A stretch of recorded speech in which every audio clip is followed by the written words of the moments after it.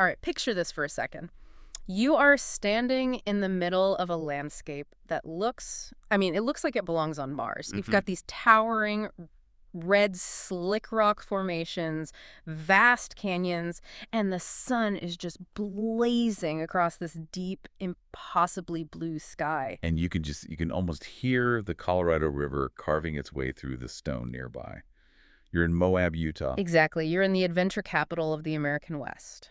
It's one of those places that feels ancient and incredibly alive at the same time. It's visceral. It just demands that you get your hands dirty, get your boots dusty, and probably spike your adrenaline levels a little bit. Oh, for sure. But here's the big question. Whenever you go to a place this rugged, a place that is, actively trying to wear you out, where do you set up base camp?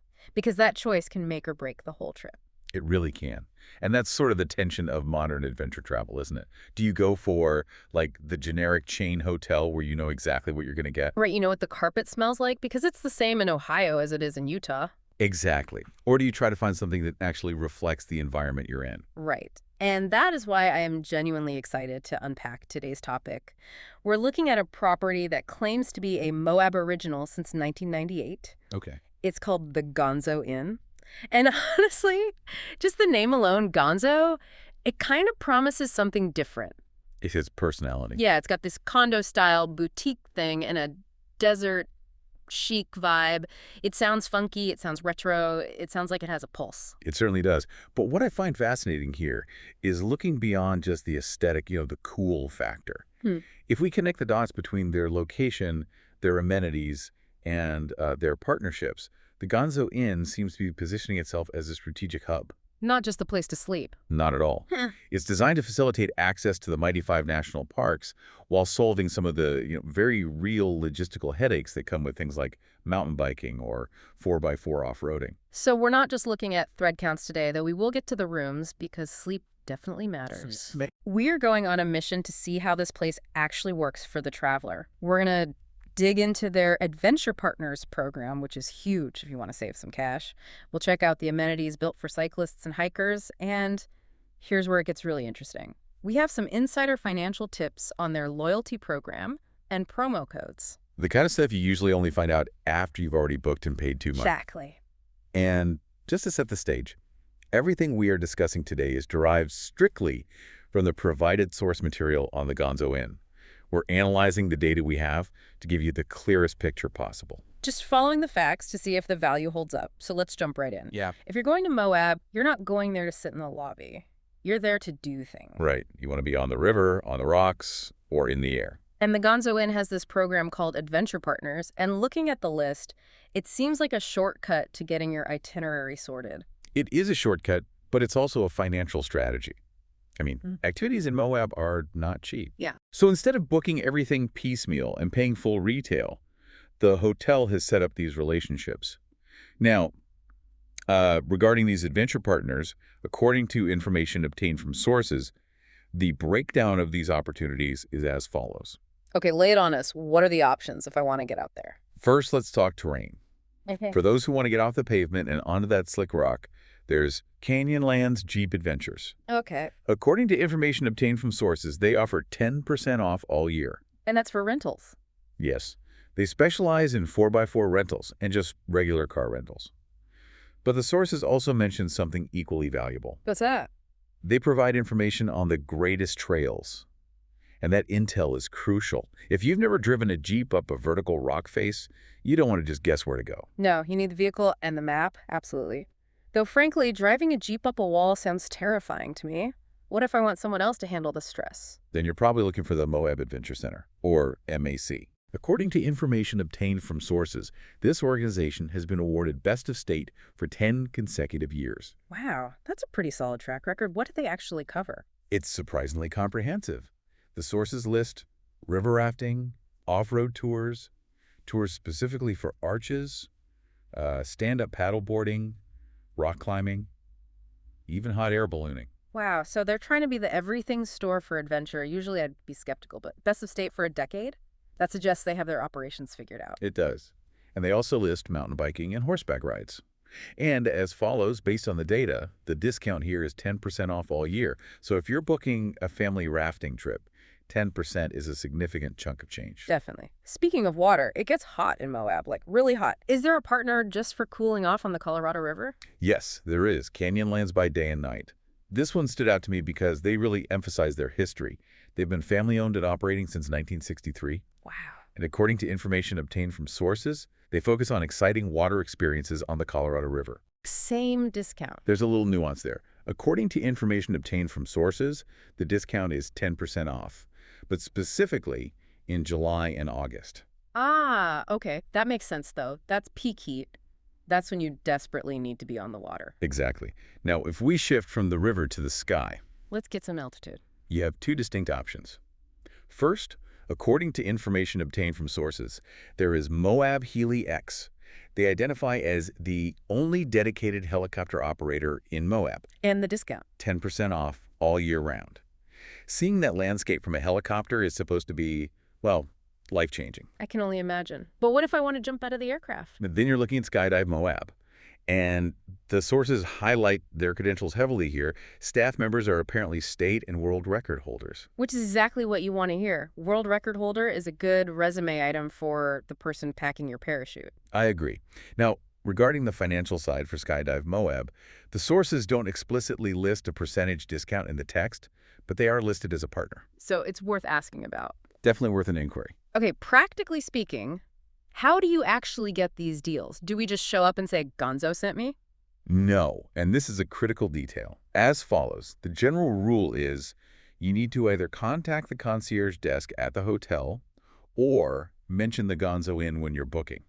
It's not automatic. Ah, you have to claim it. You have to claim it. If you book online through a third party, you might totally miss it. That is the kind of insider tip that trips people up. What about just getting to the hotel in the first place, from the airport? They have a partner for that, too. According to information obtained from sources, there's Moab Express.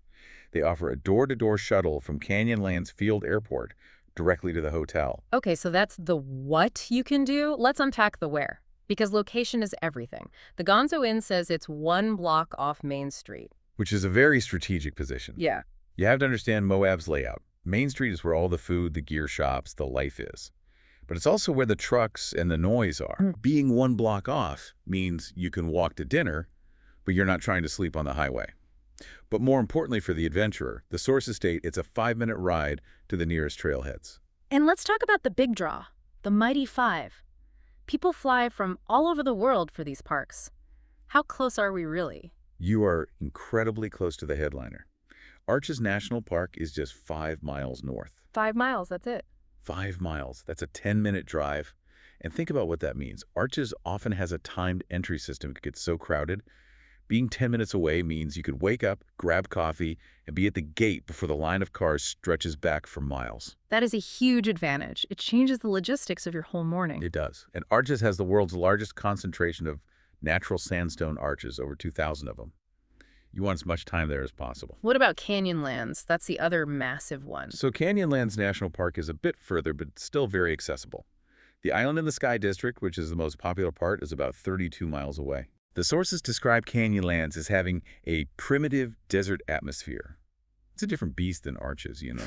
It's divided into 4 districts: Island in the Sky, the Needles, the Maze, and the Rivers. The maze sounds ominous. Yeah. And amazing. It's a true wilderness.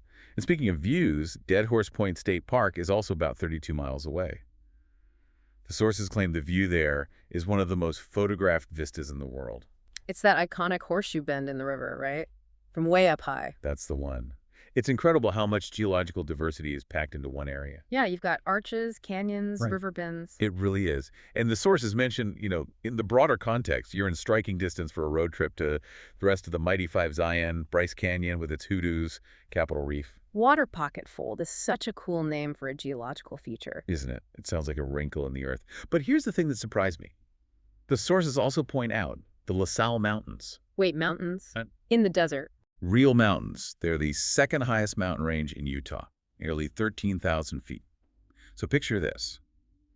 You're in 90-degree heat on Red Rock, looking up at snow-capped alpine peaks just 20 miles away. That's a surreal contrast. It is. Plus, the sources mention there's a treasure trove of dinosaur remains in the area.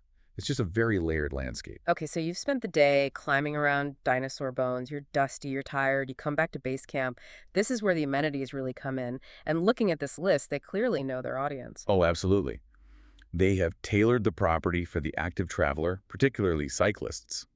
Moab is a mecca for mountain biking. And your bike is your baby. It is, and it's thousands of dollars of equipment, so security is a major anxiety. The Gonzo Inn offers secure bicycle storage with dedicated staff access. That is huge. There's nothing worse than trying to sleep while worrying about your bike on the back of the car. Precisely. But they go further. They have a bike kitchen and a wash station with tools and a repair rack. A bike kitchen? What's that? Essentially a workshop. I mean, think about it. You've been riding through red dust all day. You can't bring a muddy bike into a hotel room. Right, you'd wreck it. A wash station means you can clean your gear properly. It solves a specific pain point.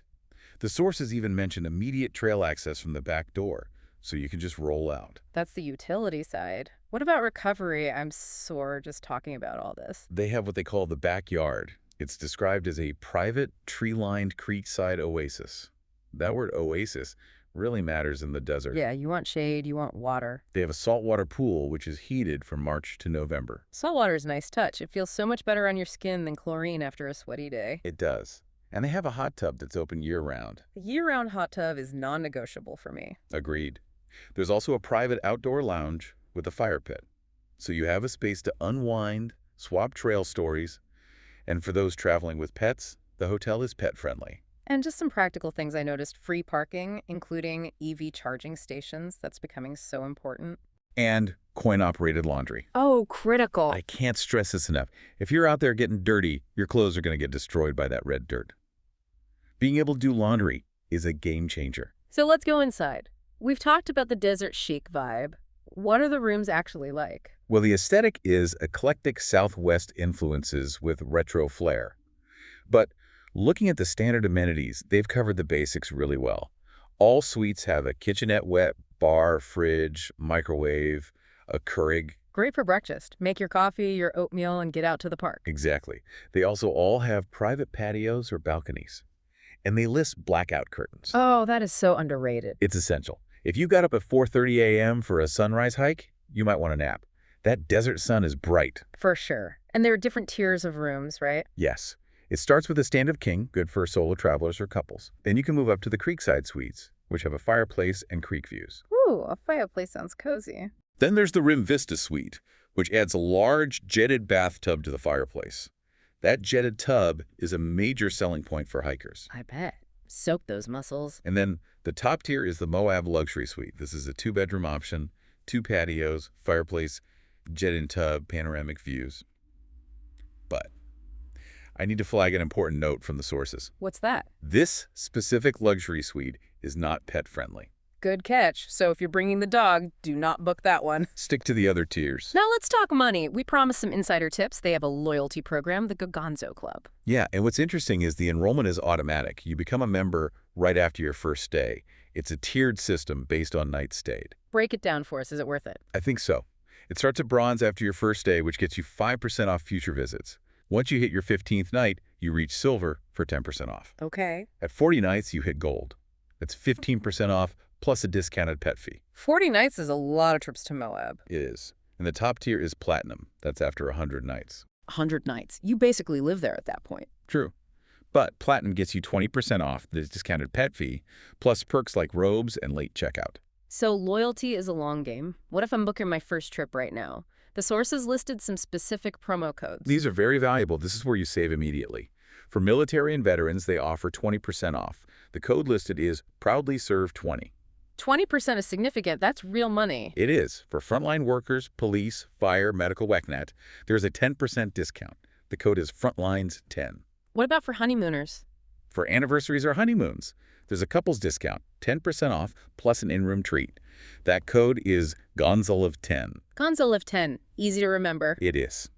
Now, for the planners, there's a stay longer deal. Book 7 or more nights, get 10% off.